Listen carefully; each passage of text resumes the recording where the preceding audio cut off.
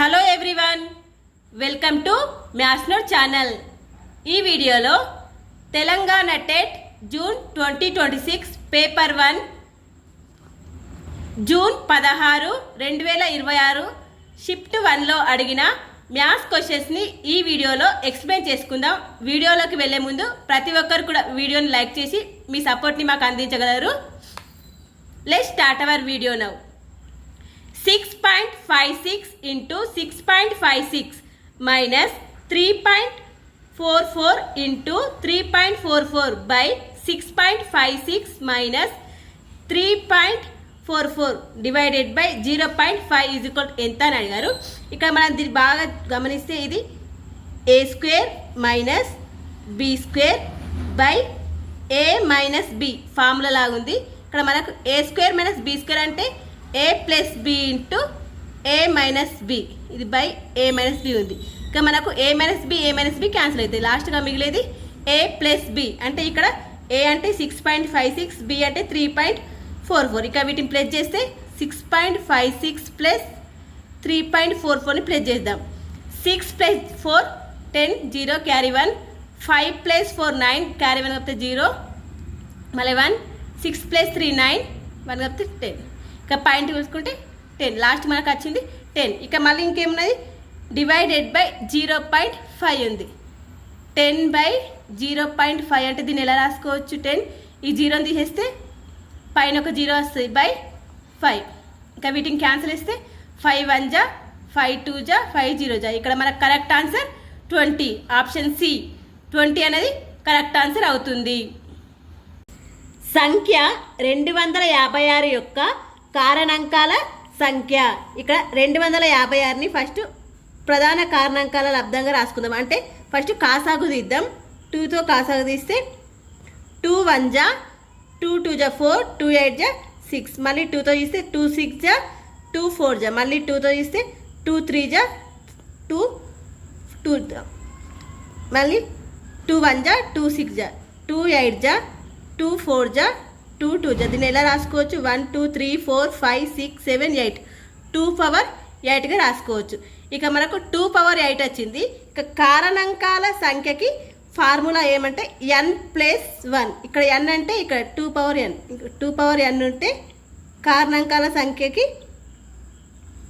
Formula n plus, ఇంకా ఇది 2నే కాదు ఏమని ఉండొచ్చు ప్రధాన కారణాంకాలు, n ప్లస్ 1. ఇక్కడ మనకు n 8 వచ్చింది, ప్లస్ 1 అంటే 9. అంటే ఇక్కడ 256 యొక్క కారణాంకాల సంఖ్య 9. ఇక్కడ ఆప్షన్ డి 9 అనేది కరెక్ట్ ఆన్సర్ అవుతుంది. 136, 192 మరియు 256లను నిశ్శేషంగా భాగించే అతిపెద్ద సంఖ్య అని అడిగారు. అంటే ఇక్కడ మనకు గాసాబా అడుగుతున్నారు. గాసాబా చేద్దాం. 136, 192, 256. ఇవన్నీ మనకి 4 టేబుల్ పోయేటట్లున్నాయి. 4 టేబుల్ చేద్దాం. 4 3 జా 12, 4 4 జా 16, నెక్స్ట్ 4 4 జా 16, 4 8 జా 32, మళ్ళీ 4 6 జా 24, 4 4 జా 16. మళ్ళీ ఇవన్నీ ఏ టేబుల్లో ఉంటాయి చూద్దాం. ఫస్ట్ 2 టేబుల్ చూద్దాం. 2 టేబుల్ 2 1 జా 2 7 జా 2 2 జా 2 4 జా, మళ్ళీ 2 3 జా 2 2 జా. ఇప్పుడు ఇవన్నీ దేంట్లో వెళ్ళాయి, 3 అయితే వెళ్ళాయి. కాబట్టి ఇక్కడ మనకు గాసాబా ఎంత వచ్చింది, 4 into 2 గాసాబా 8 వచ్చింది. అంటే ఇక్కడ 136, 196 మరియు 256లను నిశ్శేషంగా భాగించే అతిపెద్ద సంఖ్య 8. పొడవు 100 కిలోమీటర్లలో ఉన్న సెంటీమీటర్ల సంఖ్య. ఇక్కడ 100 కిలోమీటర్లు ఇచ్చాడు. ఈ కిలోమీటర్లని మనము సెంటీమీటర్లోకి రాద్దాం. ఇక్కడ ఫస్ట్ కిలోమీటర్లని మీటర్లోకి రాసుకుంటే 1 కిలోమీటర్కి మనకు 1000 మీటర్లు. కాబట్టి 1000 మీటర్లు రాసుకుందాం. మళ్ళీ ఈ మీటర్లని మనము సెంటీమీటర్లలోకి మార్చుకుంటే 1 మీటర్కి 100 సెంటీమీటర్లు. ఇప్పుడు దీని నుండి మనం 10 పవర్ 2, 10 పవర్ 3, 10 పవర్ 2. ఇప్పుడు మనకు ఏమవుతుంది 10 పవర్ 2 + 3 + 2 అంటే 10 పవర్ 7 అవుతుంది. అంటే 100 కిలోమీటర్లో 10 పవర్ 7 సెంటీమీటర్లు ఉంటాయి. ఇక్కడ ఆప్షన్ ఏ అనేది కరెక్ట్ ఆన్సర్ అవుతుంది. 2/3 power -8 into 3/2 power -12 is equal 2/3 power n అయితే n విలువ ఇక్కడ 2/3 పవర్ -8 ఇంటూ ఇక్కడ మనకు దీనిలానే ఇచ్చారు కానీ ఇది రివర్స్ ఉంది. దీన్ని మనం స్ట్రేట్గా రాసుకుందాం. 2/3గా రాసుకుంటే ఇక -12 అనేది +12 అవుతుంది. +12 is equal to 2/3 power n. ఇక్కడ మనకు భూములు సమానం కాబట్టి ఘాతాంకాలు సమానం. అయితే -8 + 12 ఈజ్ ఈక్వల్ టు n. ఇక మనకు n ఈజ్ ఈక్వల్ టు 4 వచ్చింది. ఇక్కడ ఆప్షన్ బి 4 అనేది కరెక్ట్ ఆన్సర్ అవుతుంది. ఏ మరియు బి కలిసి ఒక పనిలో 15 రోజుల్లో చేయగలరు. ఒక పనిని 15 రోజుల్లో చేయగలరు. ఏ ఒక్కడే ఆ పనిని 20 రోజుల్లో చేయగలడు. వారికి ఆ పనికి రూపాయలు 1200 చెల్లిస్తే ఏ యొక్క వాటా ఎంత అని అడిగారు. ఇక్కడ ఏ మరియు బి ఇద్దరు కలిపి చేసే పని 15 రోజుల్లో చేస్తారు. అంటే ఒక్క రోజుల్లో 1/5 1/15 అయితే ఏ ఒక్కడే ఒక రోజులో 1/20 చేస్తారు. అయితే బి ఒక్కడే ఎంత చేస్తారో చూద్దాం ఒక రోజులో. ఇక్కడ 1/b ఈజ్ ఈక్వల్ టు 1/15 - 1/20. ఇక్కడ ఇవి రెండులో కాసాగు 60 అయితే 15 4 = 16 23 = 60 అంటే మనకు ఇక్కడ వచ్చింది 1/60. అంటే బి ఒక్కడే కలిస్తే బి ఒక్కడే 60 రోజులు చేయగలడు. అదే ఏ ఒక్కడే అయితే 20 రోజుల్లో చేయగలడు. అంటే వీరి నిష్పత్తి చూసుకుంటే మనము ఒక్క రోజులో చేసే పని నిష్పత్తి చూసుకుంటే ఏ ఒక్కడే 1/20, అదే బి అయితే 1/60. ఒక్క రోజులో వారిద్దరు కలిపి అంటే వాళ్ళు చేసే పని నిష్పత్తి. కానీ మనం దీన్ని వేసుకుంటే ఏమవుతుంది 60 నిష్పత్తి 20 అంటే ఇక్కడ మనం తీసేస్తే 3 నిష్పత్తి 1 వచ్చింది. ఇక మనకు అడిగింది ఏ యొక్క వాటా అడిగారు. ఇక్కడ ఇద్దరు కలిపి వాటా 4 అయితే అందులో ఏది 3%. కాబట్టి 1200 ఇంటూ 3/4 4 1 = 4 3 = 0 0 300 ఇంటూ 3 అంటే 900. ఏకు అంటే ఇందులో ఏ వాటా 900 రూపాయలు అవుతుంది. 4, 7, 5, P, 6, 8ల సరాసరి 6.5 అయితే P యొక్క విలువ ఎంత అని అడిగారు. ఇక్కడ వీటి సరాసరి అంటే రాశుల మొత్తంపై రాశుల సంఖ్య. ఇక రాశుల మొత్తం అంటే వీటిని ప్లస్ చేద్దాం బై రాశుల సంఖ్య. రాశుల సంఖ్య మొత్తం 6 ఉన్నది ఈజ్ ఈక్వల్ 6.5. అయితే ఇక మనకు రాశుల మొత్తం కనుక్కోవాలంటే ఫస్ట్ వీటిని ప్లస్ చేద్దాం. 4 + 7 11 11 + 5 అంటే 16 16 + 6 22 22 + 8 30 30 + P ఈజ్ ఈక్వల్ టు ఇది ఇటు పోతే ఇంటూ అవుతుంది.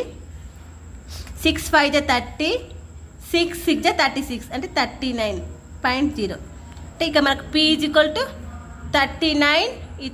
30 ఇటు పోతే మైనస్ అవుతుంది కాబట్టి 39 - 30 అంటే 9. ఇక మనకు P ఈజ్ ఈక్వల్ టు 9 అనేది కరెక్ట్ ఆన్సర్ అవుతుంది. ఒక అంకె సహజ సంఖ్యను 150కు కలపగా మరియు అదే సంఖ్యను 150 నుండి తీసివేయగా వచ్చిన రెండు సంఖ్యల యొక్క మొత్తం. ఒక అంకె సంఖ్యనట అది మనకు తెలియదు కాబట్టి x అనుకుందాం. దానినట 150కు కలపగా ప్లస్ 150కి కలిపిల్లట. మళ్ళీ మరియు అదే సంఖ్యను 150 నుండి మైనస్ చేసిండ్రు. 150 నుండి మైనస్ చేసిండ్రు. తీసివేయగా వచ్చిన రెండు సంఖ్యల యొక్క మొత్తం. ఇవి రెంట్లో మొత్తం అన్నారు. ఇప్పుడు రెండు సంఖ్యల మొత్తం అంటే ఇక్కడ x ఆ సంఖ్య క్యాన్సిల్ అవుతుంది. ఇక మనకు మిగిలింది 150 + 150 300. ఇక్కడ కరెక్ట్ ఆన్సర్ 300. ఆప్షన్ ఏ అనేది కరెక్ట్ ఆన్సర్ అవుతుంది. a = 9 అయినా a + √a/3 = ఎంత అని అడిగారు. ఇక్కడ a = 9 డైరెక్ట్ సబ్స్టిట్యూట్ చేద్దాం. 9 + √9/9/3 ఇక్కడ క్యాన్సిల్ అయితే 3 మిగులుతుంది. ఇక్కడ 9 ప్లస్ ఇక్కడ √3 అంటే √9 అంటే మనం 3గా రాసుకోవచ్చు కదా, 3 స్క్వేర్ అంటే 9 కదా, బై 3 మిగిలింది అంటే 12/3. 3 1 జా 3 4 జా 12. ఇక మనకు ఆన్సర్ 4. 220లో 40% ప్లస్ 160లో 30% అని అడిగారు. ఇక్కడ 220 ఇంటూ ఇందులో 40% అంటే 40/100 ప్లస్ 160 ఇంటూ 30/100. ఇక్కడ 0 0 క్యాన్సల్, ఇక్కడ 0 0 క్యాన్సల్, ఇక్కడ 0 0 మన పైన 0 0 క్యాన్సల్ అంటే ఇక్కడ మిగిలింది 22 ఇంటూ 4 అంటే 4 2 జా 8, 4 2 జా 8 ప్లస్ 16 3 జా 48. ఇక వీటిని ప్లస్ చేస్తే 88 6 12 136. ఇక్కడ ఆప్షన్ డి 136 అనేది కరెక్ట్ ఆన్సర్ అవుతుంది. ఒక రేఖాఖండానికి వరుసగా గీయగల గరిష్ట సమద్విఖండన రేఖలు మరియు లంబ సమద్విఖండన రేఖలు ఎన్ని అని అడిగారు. ఒక రేఖాఖండం ఉన్నది, ఈ రేఖాఖండానికి ఇక్కడ సమద్విఖండన చేయగల రేఖలు ఎన్ని అని అడిగాడు. ఇట్లా మనం సమద్విఖండన చేయగల ఎన్నన్నా తీసుకోవచ్చు, ఇక్కడ ఎన్నన్నా గీయచ్చు కాబట్టి ఇవి ఇన్ఫినిటీ ఉంటాయి. అలాగే మరియు లంబ సమద్విఖండన ఒక రేఖ ఉన్నది, దానికి లంబంగా సమద్విఖండన చేసేది మాత్రం ఒక్కటే ఉంటుంది. ఎందుకంటే ఇట్లా ఎన్నన్నా గీయచ్చు కదా, అవి లంబంగా ఉండయి, వాటి మధ్య కోణం అనేది చేంజ్ అవుతుంది. కానీ లంబ కోణం అనేది ఒక్కటే గీయచ్చు, లంబ సమద్విఖండన రేఖ మాత్రం ఒక్కటే గీయచ్చు కాబట్టి ఇది ఒకటి. ఇక మనకు అడిగింది గరిష్ట సమద్విఖండన రేఖలు ఇన్ఫినిటీ, లంబ సమద్విఖండన రేఖలు 1. ఇక్కడ ఆప్షన్ బి ఇన్ఫినిటీ, 1 అనేది కరెక్ట్ ఆన్సర్ అవుతుంది. 2 అకరణీయ సంఖ్యల మధ్య ఎన్ని అకరణీయ సంఖ్యలు ఉంటాయి? ఇది డైరెక్ట్ ఆన్సర్. 2 అకరణీయ సంఖ్యల మధ్య ఇన్ఫినిటీ అకరణీయ సంఖ్యలు ఉంటాయి. 12 గంటల్లో సెకండ్ల సంఖ్య ఇన్ని రోజులలోని నిమిషాల సంఖ్యకు సమానం. ఇక ఫస్ట్ 12 గంటల్లో ఎన్ని సెకండ్లు ఉంటాయో చూద్దాం. 12 గంటలు, గంటల్ని మనం నిమిషాల్లోకి రాసుకుందాం. 1 గంటకి 60 నిమిషాలు. మళ్ళీ ఈ నిమిషాలని సెకండ్లోకి మార్చుకుందాం. 1 నిమిషానికి 60 సెకండ్లు. అంటే ఇవి 12 గంటల్లో ఉండే సెకండ్లు. 60 × 60 3600 ఇంటూ 12. ఇక్కడ 12 0 12 0 12 6 జా 72 2 7 12 3 జా 36 36 ప్లస్ 7 అంటే 43 అవుతుంది. అంటే 12 గంటల్లో 43,200 సెకండ్లు ఉంటాయి. ఇవి ఎన్ని రోజులలోని నిమిషాల సంఖ్యకు సమానం అడిగారు. ఒక రోజులో ఫస్ట్ ఎన్ని నిమిషాలు ఉంటాయి చూద్దాం. ఒక రోజులో ఎన్ని నిమిషాలు? ఒక రోజులో 24 గంటలు ఉంటాయి. వీటిని నిమిషాల్లోకి మార్చుకుంటే 24 ఇంటూ గంటల్ని నిమిషాల్లోకి మార్చుకుంటే 60 నిమిషాలు అవుతుంది. ఇక మనం వీటిని ఇంటూ చేస్తే 6 4 జా 24 6 2 జా 12. అంటే ఒక రోజుకి 1440 నిమిషాలు ఉంటాయి. ఇప్పుడు ఒక రోజుకి ఇన్ని నిమిషాలు వచ్చాయి. ఇప్పుడు ఈ సెకండ్లలో అవసరమైన రోజుల సంఖ్య తెలుసుకోవాలంటే వీటిని భాగహారం చేద్దాం. 43,200 సెకండ్లలో ఎన్ని రోజులు ఉంటాయి? ఇంకా మనం వీటిని చేస్తే 0 0 క్యాన్సల్. ఇక 12తో క్యాన్సల్ చేస్తే 12 12 జా, నెక్స్ట్ 12 3 జా, మళ్ళీ 7 మిగులుతుంది. 12 6 జా 0, మళ్ళీ 12తో క్యాన్సల్ అయితే 12 1 జా 12 3 జా 0, మనకు మిగిలిన లాస్ట్కు 30. అంటే ఇక్కడ మనకి ఎన్ని రోజులతో సమానం అంటే 30 డేస్తో సమానం. ఆప్షన్ సి 30 అనేది కరెక్ట్ ఆన్సర్ అవుతుంది. ఒక దీర్ఘచతురస్రం పొడవు చుట్టుకొలత 60 సెంటీమీటర్లుగా ఉన్న చతురస్రం భుజం పొడవుకు 2 రెట్లు. ఆ దీర్ఘచతురస్రం వెడల్పు 15 సెంటీమీటర్లు అయితే ఆ దీర్ఘచతురస్ర వైశాల్యం ఆ చతురస్రం వైశాల్యం కంటే ఎంత ఎక్కువ అని అడిగారు. ఒక దీర్ఘచతురస్రం యొక్క పొడవట, ఇక దీర్ఘచతురస్రం తీసుకుందాం. దీని పొడవట చుట్టుకొలత 60 సెంటీమీటర్లు ఉన్న చతురస్ర భుజం పొడవుకు 2 రెట్లట. ఇక చతురస్ర భుజం పొడవు x అనుకుంటే దానికి డబుల్ పొడవు 2x అనుకుందాం. ఇది 2x. దీని యొక్క చుట్టుకొలత కూడా మనకి ఇచ్చారు 4x = 60. అయితే ఇక్కడ మనకు x = ఎంత అవుతుందంటే 4 1 జా 4 5 జా 15 అవుతుంది. అంటే ఇది మనకు 30 అన్నట్టు. అయితే దీర్ఘచతురస్రం వెడల్పు కూడా ఇచ్చారు. వెడల్పు 15 సెంటీమీటర్లు. అయితే దీర్ఘచతురస్రం వైశాల్యం ఆ చతురస్రం వైశాల్యం కంటే ఎంత ఎక్కువ? ఈ చతురస్ర వైశాల్యం అంటే 4 × a 4 × 5 a అంటే ఇక మనకు 16 అవుతుంది. ఈ చతురస్రం యొక్క వైశాల్యం. ఇది చతురస్రం యొక్క వైశాల్యం a² కదా. 15 × 15 225 వస్తుంది. ఇక్కడ దీర్ఘచతురస్రం యొక్క వైశాల్యం చూసుకుంటే l × b అంటే 30 × 15 450 వస్తుంది. ఇది ఎంత ఎక్కువ అని అడిగారు. దీని నుండి ఇది మైనస్ చేద్దాం. 450 - 225 మైనస్ చేస్తే మనకు వచ్చేది 5 2 225. ఇక్కడ ఆప్షన్ ఏ 225 అనేది కరెక్ట్ ఆన్సర్ అవుతుంది. 13,215ను 12తో భాగిస్తే మరియు 14,226ను 14తో భాగిస్తే వచ్చే శేషాల మొత్తం అడిగారు. ఇక్కడ 13,215ని 12తో భాగిద్దాం. దీన్ని ఇంతో భాగిస్తే వచ్చే శేషాల మొత్తం అడిగాడు. ఫస్ట్ మనం వీటిని భాగాహారం చేస్తే శేషం మీద చూద్దాం. 12 1 జా మళ్ళీ 12 1 జా 0 12 1 జా. ఇక మనకు మిగిలిన శేషము 3. నెక్స్ట్ ఇది క్యాన్సిల్ చేస్తే 14 1 జా 0 మళ్ళీ 14 1 జా మళ్ళీ 14 6 జా 14 6 జా 84. ఇక మనకు మిగిలిన శేషం 2. అంటే ఈ రెండు శేషాల మొత్తము 3 + 2 అంటే 5 వస్తుంది. ఇక్కడ ఆప్షన్ డి 5 అనేది కరెక్ట్ ఆన్సర్ అవుతుంది. కింది వాక్యాలలో ఏది తప్పు అని ఇచ్చారు. ఒక చతురస్రము కాదు. ఇది కరెక్టే. ఎందుకంటే చతురస్రము దీర్ఘచతురస్రం అవుతుంది కానీ చతురస్రం కాదు. ఒక గాలిపటం సమాంతర చతుర్భుజం కాదు. ఇది కూడా కరెక్టే. ఎందుకంటే సమాంతర చతుర్భుజం గాలిపటం అవుతుంది కానీ గాలిపటం సమాంతర చతుర్భుజం కాదు. ఒక సమలంబ చతుర్భుజం ఒక సమాంతర చతుర్భుజం. ఇది కరెక్టే. సమలంబ చతుర్భుజం సమాంతర చతుర్భుజం అవుతుంది. ఇది రాంగ్. ఒక సమలంబ చతుర్భుజం అనేది సమాంతర చతుర్భుజం కాదు. ఒక సమచతుర్భుజం ఒక చతుర్భుజం కాదు. ఇది రైట్. ఒక చతుర్భుజం సమచతుర్భుజం అవుతుంది కానీ చతుర్భుజం అనేది కాదు. ఇక్కడ ఏది తప్పు అంటే ఒక సమలంబ చతుర్భుజం ఒక సమాంతర చతుర్భుజం అనేది రాంగ్ ఆన్సర్. ఒక సమద్విబాహు త్రిభుజంలో అసమాన కోణం సమాన కోణాల మొత్తానికి 2 రెట్లు అయితే ప్రతి కోణం కొలత.